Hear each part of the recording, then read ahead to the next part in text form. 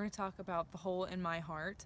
I didn't realize that I had one until I had kind of like a freak accident. I ended up passing out in school one time, and then they kind of were like, hey, I know that this happened today, but we found some other things too that were wrong with you. So that's kind of how I found out about that.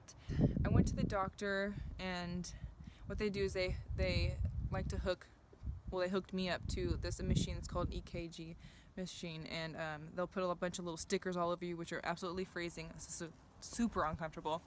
So they'll put stickers on you, which kind of monitors your heart rate, kind of sees like your blood flow and everything, and you know, they'll kind of like see what's going on inside your body. And they noticed that my heartbeat and like the blood flow throughout was like irregular. There's 2 chambers, and on one side there's your blue blood, and on the other side there's your red blood, and mine happened to be mixing a lot, so it was causing me a lot of pain. I had a lot of sharp pain in my chest, and I was unable to exercise like other kids were.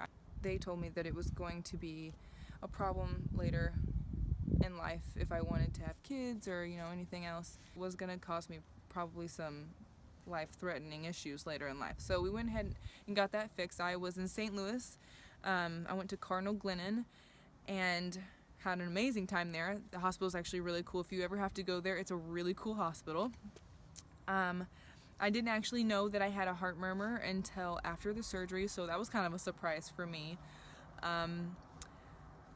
What they ended up doing was they went through a main artery in my right leg, and they made a little incision right here, and they went and took this little thing they like to call an umbrella, and a sandwich, like an umbrella sandwich situation. So what they did was they went in through here, and they traveled up all the way up here into my heart where the hole was, and my hole just happened to be right smack dab in the middle of both walls. So what they ended up doing was putting a little, what they like to call an umbrella, through the hole in my heart, and they opened it on one side, and then they pulled through a little bit and then opened it on the other side, and then they sandwiched the sides together, so that my tissue would end up growing over both sides and create a wall, so that my blood wouldn't mix anymore, so I wouldn't have any of the pain, or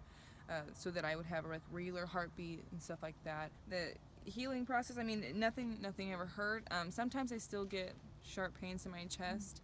I don't think that'll necessarily ever go away. Maybe I'm the only one. Maybe other people out there are kind of like that too. But for the most part, I'm pretty awesome.